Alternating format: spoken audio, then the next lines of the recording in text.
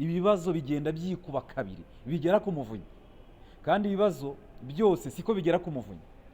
Hari abatagira amahirwe yo guhura n'umuvunyi, hari abadafite ubushobozi bwo kuba batega ngo baze i Kigali ku biro by'umuvunyi baze kumugezaho ibibazo bahuye nabyo by'akarengane cyangwa ibindi bibazo bitandukanye bahura nabyo mu buzima bwabo bwa buri munsi. Ni uguhemba muri wa musoro watanga, kuko niyo ajyanye itungo ku isoko, yajyanye agatebo k'ubujumba, hari udufaranga bagenda atanga.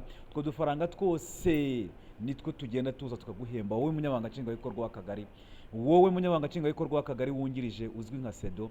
Ayo mafaranga niyo ahemba gitifu w'umurenge, niyo ahemba meya w'akarere. Ariko rimwe na rimwe ntabwo bajya batekereza yuko ibyo bagomba gukora mbere na mbere bagomba gukorera bosi wabo ari we muturage. Bagenzi banjye bigeze kuvuga ibibazo bihari bijyanye ubutaka, kutishimira imikirize y'imanza, imanza zaciwe n'urukiko zitarangizwa, ibijyanye no kwimura abantu ku nyungu rusange. Reka mbe mpagarariye aho ngaho. Muri ibyo ni ibibazo byinshi. Iki kibazo iyo kigiye kugera ku muvunyi, kandi tuzi inzego zo mu Rwanda zishaka gutanga ibisubizo ku baturage, ni ukuvuga yuko ibitabageraho bigomba kuba ari byo byinshi.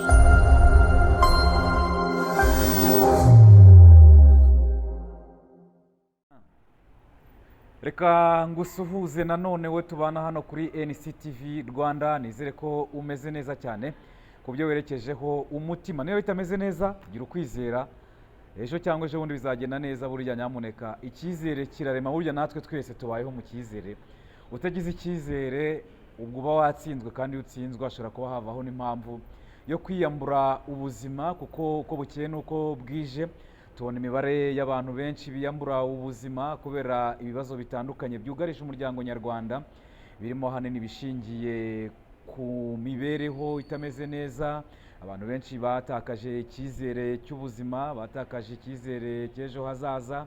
Barize, bafite ubumenyi, bafite ubushobozi bwo kuba bakora bakubaka u Rwanda nabo bakiyubaka ubwabo, ariko aho kuba bashyira mu bikorwa ibyo bize ngo babone akazi nabo byibuze bagere ku ntumbero zabo bari bafite, biracyagoranye. Bitewe ku bijyanye n'ubushomeri hano mu Rwanda biracyari ikibazo gikomeye. Wavuga ko imibare y'abarangiza amashuri n'abajya mu kazi, ubona yuko haracyarimo gaps cyangwa se icyuho kinini cyane.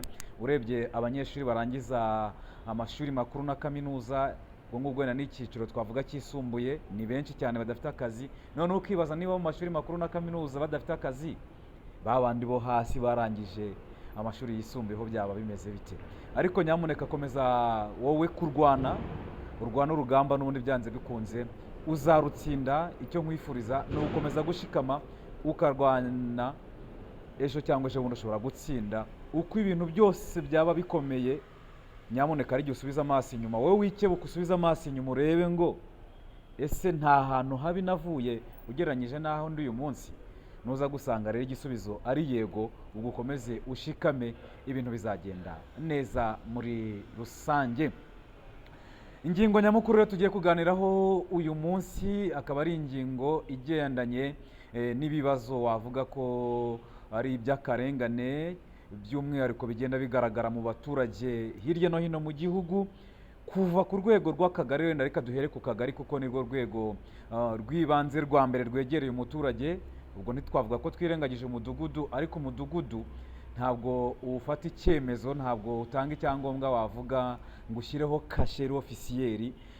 Umudugudu nayo hari byinshi akora, ariko noneho reka tuvuge ku rwego rw'ibanze rufata icyemezo, rurimo umukozi wa leta ubihemberwa, ni urwego rw'akagari. Muri twa tugari 2148 dufite hirya no hino mu gihugu, ariko muri utwo tugari twose 2148 nta na kagari na kamwe wajyamo ngo usange hatarimo ibibazo by'akarengane k'abaturage.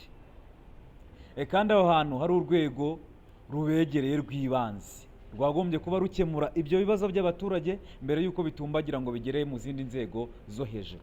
Urwego rw'ibanze rwa mbere tuvuga ni akagari, agakurikiraho umurenge, ariko izo nzego zose ugasanga ibyo bibazo by'abaturage byakomeje kugenda biba agatereranzamba, byabaye ingorabahizi kandi batabuze ubushobozi bwo kubikemura, kuko ibyinshi muri byo usanga ubushobozi buhari nyine bwo kubikemura. Nta kindi kintu bisaba gusa uretse kubiha umwanya, kumva umuturage, ukareba abo bafitanye ikibazo cyangwa icyo kibazo icyo ari cyo ukakiga, ugagiye umurongo kigakemuka, nta kindi kintu kiba kibura uretse guha umwanya uwo muturage no kumva yuko uri muri uwo mwanya warashyizweho mu nyungu z'umuturage, ni uguhemba muri wa musoro watanga, kuko niyo ajyanye itungo ku isoko, yajyanye agatebo k'ubujumba, hari udufaranga bagenda atanga, utwo dufaranga twose nitwo tugenda tuza tukaguhemba wowe munyamabanga nshingwabikorwa w'akagari, wowe munyamabanga nshingwabikorwa w'akagari wungirije uzwi nka sedo.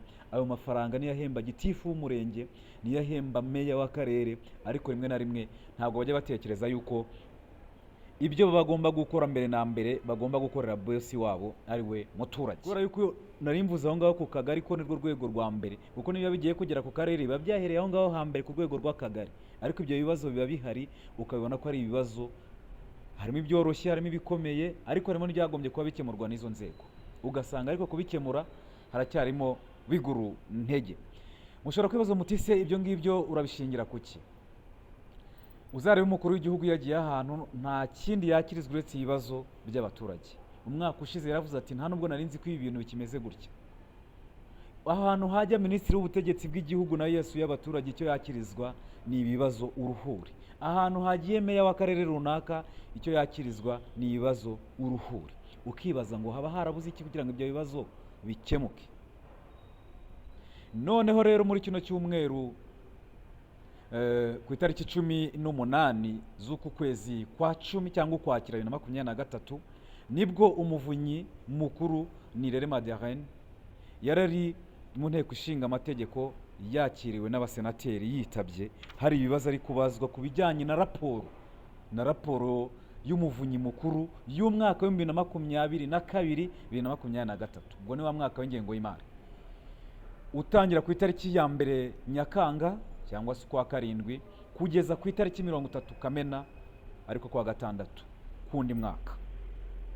Iyo raporo rero niyo yagombaga gushyikiriza inteko ishinga amategeko umutwe wa Sena kugira ngo asobanure ibijyanye n'ibyo bibazo bakira, abamuvunyi yakira ibyo bibazo bikemuka gute, ibidakemuka izo nzego zigomba kubikurikirana zikurikirana gute, ibibazo bikunze kugenda bigaruka imikoranire y'umuvunyi n'izo nzego bimeze biti, izo nzego zikugiza cyo muri ibyo bibazo bigahora bikemuka. Ikibazo kiba kirimo ni iki? Ibibazo rero bigaragaza yuko ibibazo byikubye kabiri nk'uko byagaragajwe na raporo y'umuvunyi mukuru y'umwaka wa 2022-2023. No kuva mu kwezi ku itariki ya mbere z'ukwezi kwa karindwi umwaka wa 2022 kugeza ku itariki 30 z'ukwezi kwa gatandatu uyu mwaka wa 2023. Ibibazo bigenda byikuba kabiri bigera ku muvunyi, kandi ibibazo byose siko bigera ku muvunyi. Hari abatagira amahirwe yo guhura n'umuvunyi, hari abadafite ubushobozi bwo kuba batega ngo baze i Kigali ku biro by'umuvunyi baze kumugezaho ibibazo bahuye nabyo by'akarengane cyangwa n'ibibazo bitandukanye bahura nabyo mu buzima bwabo bwa buri munsi. Raporo rero yerekanye ko mu turere 10, ubyumve, mu turere 10 kandi u Rwanda rugizwe n'uturere 30, ibibazo 2835 byakiriwe umuvunyi yagiye mu bukangurambaga kuri tere. Kubera ko muri uyu mwaka ushize wa 2022-2023 urwego rw'umuvunyi rwakiriye ibibazo 3315. Muri byo 2835 urwo rwego rw'umuvunyi rwabyakiriye rwagiye gusura abaturage mu turere 10 two hirya no hino mu gihugu. Mu turere 30 hakiri ibyo bibazo 2800.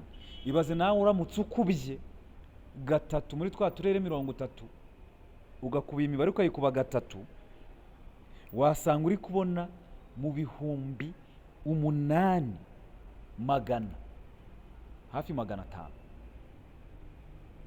ahubwo ni 8500 gutyo, n'imibare mike irenga aho ngaho y'ibyo bibazo waba uri kubona byakirwa n'umuvunyi.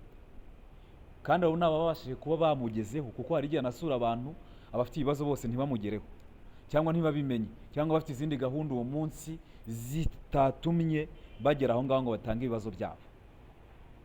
Noneho ukibaza ibyo bibazo 2800 mu turere 10, wakwibaza ngo izo nzego z'ibanze ziba zikora iki? ziba zisanzwe ziri aho ngaho ziba zikora iki ku buryo ibyo bibazo byose birenda biba uruhuri, hari abayobozi kuva ku rwego rw'akagari kugera ku murenge kugera ku karere, ugasanga bose bararyamye barasinziriye, ariko abaturage ibibazo byabaye uruhuri, ingaruka ni nyinshi, ibibazo ugasanga harimo iby'akarengane. Muri ibyo bibazo rero uko ari 3,315 harimo ibyakiriwe kuri ofisi 480. ni abantu bafashe iya mbere baravuga ati inzego zose twegereye ntacyo zatumariye, inzego zose twegereye ntacyo zatumariye, aho nanyuze hose barandiganye cyangwa naraburanye mu manza nza barandenganya, ndimo ndasaba wenda ko urubanza rusubirwamo bitewe n'impamvu izi n'izi kandi zifatika, kuko ubutabera nabwo hari igihe usuzuma. Nabuze ijambo mu kinyarwanda rishobora kuba ryabasha kuba risobanura neza ubutabera, kuko iyo uvuze ubutabera ugasanga hari ingero nyinshi z'imanza abantu batsinzwe mu maherere cyangwa bagatsinda ariko nyamukuru cyatumye barega ntibakibone. Uvuga ngo iryo jambo koko ni ubutabera, cyangwa abacurabwenge mwiga ndimi bagombye gushaka irindi jambo twagombye kujya dukoresha dutanga urugero aho ubutabera butabaye ubutabera tugakoresha iryo jambo. Hari urugero njya nkunda gutanga rw'umugabo witwa Ntizimira Paul. Umugore we yacuze divorce, agurisha imitungo ifite agaciro kagera muri miliyari, acura divorce. Iyo divorce yacuze urwo rupapuro rugaragaza ko batandukanye mu buryo bwemewe n'amategeko, niyo yifashishije agurisha iyo mitungo. Hari n'uwamufashije yewe anakorera umuryango ukomeye hano mu gihugu,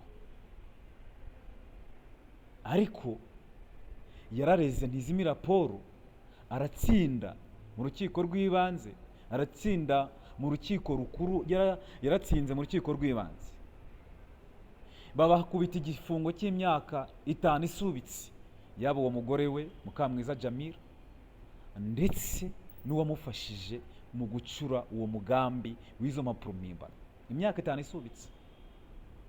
Wa mutungo wagurishijwe ntugarutse mu rugo. Hari n'indi nzu uwo mugore noneho ahantu abera, se twavuga ikira ahantu abera umunyamujyi, reka ryo jambo dukoresha. Hari n'inzu yo mu rugo bari batuyemo mu rugo yayigurishijeho muri Cyamunara. Inzu bari bafite inguzanyo, ntajye yishyura amafaranga, banki za guteza Cyamunara, umukomisiyoneri we aba ari ujya kuyigura muri Cyamunara. Umukomisiyoneri wayiguze, ibyo byose byaragaragajwe mu rukiko. Umukomisiyoneri wayiguze aragaruka akora mutation, nuvuga ngo amafaranga yaguzwe iyo nzu yari uwo Mukamwiza, n'undi yaje gufata amafaranga amaze gutsinda muri Cyamunara. Mukamwiza inzu umukomisiyoneri agenda arayishyura, ariko nyuma y'igihe runaka irongera imugarukaho. Uruba se bitaniye he no kwigurishaho inzu muri Cyamunara, ukayigura inzu yawe muri Cyamunara wowe uri guhima umugabo wawe. Niyo hari ibyo mutumvikanye, ariko se ni ngombwa ngo umuhime neza kugeza ku gasongero. Ya mitungo ntigarutse yose, iyo mitungo yose urumva, iyo mitungo ntigarutse. Kandi se wakwibaza ngo Ntizimira Paul ajya kurega, ajya gutanga ikirego, yagira ngo abantu bazabafunga imyaka isubitse, imyaka 5 isubitse, arajurira. Ajuriye urukiko rukuru rugumishaho cya gihano cy'imyaka nanone 5 isubitse. Rwari urubanza rurimo inguni nyinshi, ariko kibaza koko ubwo ngaho wavuga ko ubwo ngubwo ari ubutabera? Hari abandi benshi bafite ibindi bibazo biba byaragenze gutyo bagatsindwa mu buryo bw'amaherere, wenda bakagufatirana ukagenda bakaguhamagara wenda nko muri RIB cyangwa iki, bakagufatirana bakakubwira ati ibintu tugiye kukubwira rero nutubwiza ukuri ukajya wemera byose tukubaza turakubabarira nta kibazo, nubwo wenda bitewe n'imiterere n'iki yawe nuko n'iki n'uwakwakira umugenzacyaha, ukagira ubwo dosiye ukagenda ukayica ku rwego rwo hejuru. Umwavoka yazageramo agasanga wamaze kwica umutwe, ukibaza ngo akarengane, ibyo bibazo by'abaturage byinshi uruhuri biba bimeze bite? Rwari urugero rwabona ntanze urugero babasha kwigerera ku Muvunyi, aho 480 nibo babashe kwigerera mu Muvunyi kuri uwo mwaka ushize mu 2022 2023. Cyabikora mu ibyo bibazo byose byashyikirijwe Umuvunyi, muri byo 80.6% byarakemuwe. noneho ukibaza ibyo bibazo ko byakemuwe, abagombaga kubikemura, agomba gufasha abo baturage kugira ngo birirwe basiragira, byabaga bitegereje iki kugira ngo bikemuke mbere y'uko umuvunyi aza? Ese aho umuvunyi atazaza, aho perezida atazagera, bivuge ko ikibazo cy'umuturage kitakemuka?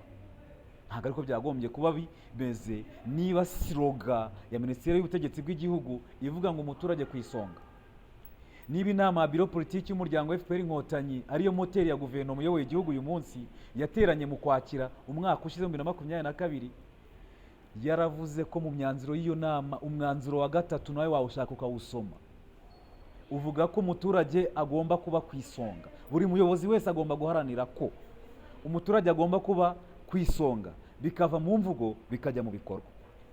Ese koko ku mwaka ushize, urebye ku matariki umwaka wari hafi gushira, niko bimeze koko?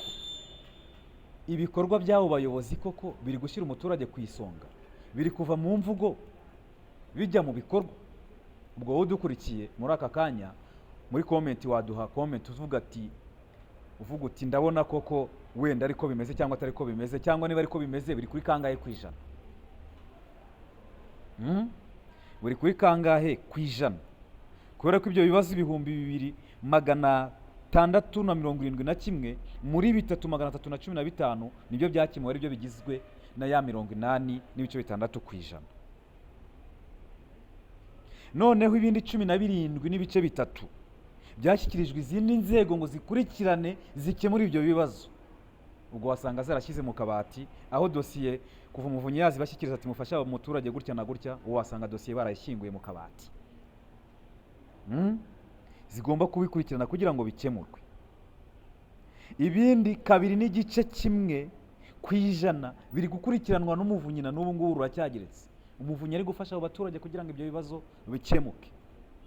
Aho ukibaza ibibazo ko bigenda byikuba, bipfira hehe? Ikibazo ni ikihe mu nzego z'ibanze? Kubera yuko urabona mu mibare ibintu bigenda bizamuka. Mu mwaka wa 2020-2021 urwego rw'umuvunyi rwari rwakiriye ibibazo 852. Mu mwaka wakurikiye 2021-2022 rwakira 1603. Urumva byari byazamutse hafi kwikuba kabiri icyo gihe. Iyo dufata 852 tugakuba kabiri, twari kubona 1704, ariko urumva byari 1603. Byari taraba kwikuba kabiri ngo byuzure neza, ariko urumva ari 40 na kangahe ku ijana. 40 na kangahe yagari kwikuba hafi gukuba kabiri. Ibyo ngibyo urumva babona ko ari nka 40 ngahe ku ijana. Ariko nanone se 2022-2023 ibyo bibazo byavuye ku 1603 bigahita bitumbagira bikagera ku 3315. Wakwibaza ngo izo nzego koko zirakora? Ese abantu bajya bibuka ko umuturage ari we bosi wawe? Akiri umunyamabanga wa leta muri Minisiteri y'Ububanyi n'Amahanga Professeur Inshuti Manase yagize kubyibutsa abaturage mu karere ka Bugesera, nako n'abayobozi, kuko yari imboni ya akarere bari mu mwiherero mu Bugesera. Aravuga ati mujye mwibuka ko umuturage ubona hariya hepfo, ubona uri guhinga, ubona ugenda n'agatebo ku isoko, uriya muturage niwe bosi wawe. Ariko se bosi wawe iyo yinjiye muri ofisi koko arakomanguka mwakirana na yombi, cyangwa arakomanguka murebera aho batwara amasuka? Abatwara amasuka ni ku rutugu. Hari umuntu ugenda nko muri ofisi wakomanga cyangwa se bimeze bite yajya ko kureba, akagera gutya akareba urukebu agenda areba aho batwara amasuka. Uwo muntu koko wibuka ko ari we bosi wawe? None si ibyo bibazo bikomeje kwiyongera gute? Izo nzego z'ibanze niba zikora iki? Ese niba hari ibyo zigabanya byo, urumva bwo bibaye bihari zikavuga ati ariko nubwo bimeze gutya, ibi ngibi muri kutubwira mwebwe mwabonye twakemuye ibikubye kabiri cyangwa gatatu ibi ngibi. Ubwo twasanga umuryango nyarwanda rero tugizwe abaturage n'abanyarwanda tugizwe n'ibibazo. Ariko ntabwo ariko byagombye kugenda. Umuturage yagombye kuba afashwa gukemura ikibazo cye kigahabwa umurongo kandi ku buryo anyurwa, atiriwe yirukanka asiragira mu nzego ngo umwanya yagakoze ibindi awutange asiragira mu nzego zitandukanye. Uburangare bw'inzego z'ibanze rero nibwo bugaragara hano, kuko nta kuntu wavuga kuntu 80% y'ibibazo byashyikirijwe umuvunyi byakemutse kandi byari gukemurwa n'izo nzego. Bakatubwira ko 2020 2021 byari ibibazo byari byarakiriwe n'urwego rw'umuvunyi byagombaga gukemurwa n'utwo turere byari 30, ariko 2022 2022 biba 60 n'imisago, ubu ngubu ni 56. Kandi ibyo bibazo ubu turere ubwo buyobozi mu nzego z'ibanze bufite ubushobozi bwo kuba bwakemura ibyo bibazo. Ukibaza se iyo migirire y'abo bayobozi birwa babwira umuturage ko agomba kuba kwisonga bari mu mutaka Minisiteri y'Ubutegetsi bw'igihugu, iyo migirire iyo mikorere yabo irashyira umuturage ku isonga koko nk'uko siroga Minisiteri y'Ubutegetsi bw'igihugu bivuga? Ubwo yari ari mu nteko ishinga amategeko, umuvunyi mukuru Madame Nirere Madeleine yabajijwe na senateri Nkusi Juvenal ibyo bibazo byose bigenda bigaruka, inzego z'ibanze ziba zikora iki, na senateri arabyibaza. Ariko nanone ntabwo yagombye kuba bibaza umuvunyi, yagombye kuba bibaza Minisiteri y'Ubutegetsi bw'igihugu, kubera yuko niyo ifite inshingano z'abayobozi tuvuga mu nzego z'ibanze kugira ngo bakemure ibyo bibazo. Bakora iki? Bakitaba nk'ari ubundi nabwo inteko yagombye kubihamagara abayobozi kabaza ubundi mukora iki kuri raporo nk'izi ngizi, atari kuvuga ngo ni bya bindi by'umugenzuzi mukuru w'imari ya leta. Hagombye kuba hitaba ahubwo umuvunyi bamwongerera ubushobozi n'abakozi bajye bajya mu turere twose uko ari 30, ubukangurambaga bukorwe mu turere twose 30. Ajya aza atubwira ngo imibare yavuye mu turere 30 ni iyi ngiyi, noneho buri meya ahamagarwe mu nteko, buri meya asobanura ati bimeze gutya na gutya, twakoze ibi ngibi namwe mwakoze ibi ngibi, ese iki kibazo cyabuzwe n'iki gukemuka? Ku bibazo umuvunyi yakemuye iki ngiki byari bimeze gutya na gutya, nta kintu bisaba, haburaga iki ngo bikore? Ese ni ruswa muba mwanga musaba abaturage, murabananiza ngo bibwirize, batanga umuti w'ikaramu, batanga itako ry'umutware? Ikibazo kiba kirimo ni iki? Ari nabyo Juvenal yibazaga Nkusi senateri, ati ni iki kibitera? Ati se ibyo abantu basaba gusubirishamo imanza, imibare yabo ko yagiye igabanuka muri iyi myaka, nuko ubutabera bwatanzwe neza? Ati ibibazo byo mu butaka bikomeze kuba gaterera nzamba. Kiriya kigo cy'ubutaka nicyo kigo cya mbere mu Rwanda kirimo ibibazo byinshi, ibibazo bishingiye ku butaka. Kiriya kigo mu Rwanda mu bitanga serivisi mbi, mu kigo kirimo amanyanga, ikigo kirimo ruswa, wavuga ni ikigo cy'igihugu cy'ubutaka. N'abandi ngo turavuga kuva ku rwego rw'igihugu kumanuka kugera ku murenge, kuri uriya mukozi wacyo witwa Land Officer, ukabona yuko ibyo bibazo byose birimo hariya. Hakorwa iki kugira ngo ibyo bibazo bikemuke, umuturage koko abe kwisonga nk'uko siroga Minisiteri y'Ubutegetsi bw'igihugu bivuga? Hano twakumva ibyo bibazo senateri Nkusi Juvenal yabazaga umuvunyi, ariko yabazaga umuvunyi ntabwo ari wagombye kuba ufite ibisubizo. Ibisubizo byagombye kuba bitangwa na Minisiteri y'Ubutegetsi bw'igihugu. Iyo mutaka utwikiriye intara 4 n'umujyi wa Kigali, uturere 30, imirenge 416, utugari 2148, bagombye kuba aribo babazwa impamvu y'ibyo bibazo, impamvu bidakemuka. Reka tumwumve nawe uko yabibaza. President ashima raporo kuko ibibazo barabigaragaza, ibibazo birazwi, ibibazo bitera akarengane rwose babivuye umuzi, birazwi. Ariko ikibazo ntabwo ari ngo kigomba kugera, ese byabonerwa umuti gute? Bafatanya gute n'abandi kugira ngo ibyo bibazo babishakire ibisubizo? Bagenzi banjye bigeze kuvuga ibibazo bihari bijyanye ubutaka, kutishimira imikirize y'imanza, imanza zaciwe n'urukiko zitarangizwa, ibijyanye no kwimura abantu ku nyungu rusange. Reka mbe mpagarariye aho ngaho. Muri ibyo ni ibibazo byinshi. Iki kibazo iyo kigiye kugera ku muvunyi, kandi tuzi inzego zo mu Rwanda zishaka gutanga ibisubizo ku baturage, ni ukuvuga yuko ibitabageraho bigomba kuba ari byo byinshi. Kuko niba ibibazo by'ubutaka bishoboye kugera ku muvunyi, kandi tuzi ko bitangirira ku rwego rw'akagari, yenda hamwe ntibonerwe ibisubizo, ni ukuvuga ngo ibyo bibazo, icyo kibazo cy'ubutaka kirakomeye. Ikibazo kutishimira icibwa ry'imanza nacyo ni ikibazo gikomeye. ikibazo cyo kutarangiza ni ikibazo gikomeye. Ibyo kwimura abantu turabizi n'igihe tumaze tubivuga. Nagira ngo numve uko bakorana, kuko dufite kiriya kigo gishinzwe ubutaka. Ibibazo babona bazabisubiza gute kugira ngo byibura tubone inzira yo kugira ngo ibibazo by'ubutaka birangire, nako bibonerwa igisubizo, kuko kurangira ibyo sinzi ko bizarangira vuba. Hanyuma ikibazo cy'imanza kutishimira, ikibazo cyo kutishimira ndakigereranya naho imanza mwakiriye bashaka kuzisubirishamo. Narebye muri 2018, 17, 19 hazaga imanza nyinshi, hanyuma kandi mugasaba kwisubiramo ko ari nyinshi. Ariko imyaka yagiye igenda, ubu ngubu mwakira imanza, uyu mwaka mwari 294, 276 menya mutarazakiriye.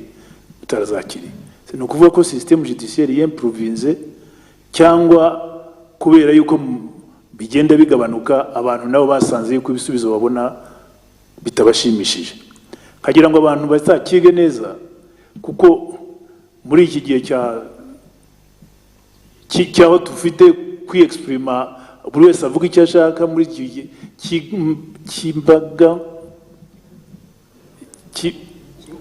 cy'imbuga nkoranyambaga abantu bose bavuga. Nagira ngo icyo kintu bazakige barebe, kuko niba uko abantu babonerwa ibisubizo bidatuma abantu bavuga bati n'ubundi twagiyeyo ntacyo badushubije. Nkumva yuko rwose ari ibintu bikwiye gusuzumwa bikarebwa, kuko ntabwo twakomeza kuvuga ngo abanyarwanda ntibantamunyurwa. Abanyarwanda harimo bakunda gutanga icyo gisubizo ngo abanyarwanda bakunda kuburana, abanyarwanda bakunda gutinda amaye. Ariko se byaba bingana kuriya? Ni ukuvuga burya nta mwotsi utagira udafite umuriro. Nugeye ko mwazagisuzumye neza kugira ngo turebe neza koko ishingiro ryabyo naho bishingiye, kugira ngo twe kuzajya dukoresha ngo abanyarwanda nta munyurwa, barakurikirana ntibarambirwa. Kuko igihugu cyasukoze structure ya formation ituma abantu bashobora kumva ibibazo babisobanuriwe neza. Urumva na ibyo bibazo ari kwibaza impamvu yabyo, kandi si ubwa mbere si ubwa kabiri. Ibibazo bizakemurwa ryari? Imikoranire y'inzego hagati y'umuvunyi, hagati y'izo nzego zindi bazagaragara mw'ibyo bibazo, nk'icyo kigo cy'igihugu cy'ubutaka gihora buri gihe kiza ku isonga mu bibi, mu gutanga serivisi mbi, bizakemuka ryari? Ese byakemuka bigizwemo uruhare nande? Muduhe ibitekerezo byanyu. Ndagushimiye cyane kuba ubanye nanjye muri iki kiganiro. Nge ndi Clement Ndayisenga. Komeza ukore subscribe, share, comment, dutere imbaraga zo gukora amakuru n'ibiganiro bijye bikugeraho mu bambere. Nshimiye cyane Ntwari Mukama warumfashije ku buhanga bw'amajwi n'amashusho. Soje ngira nti mugire impagarike n'ubugingo.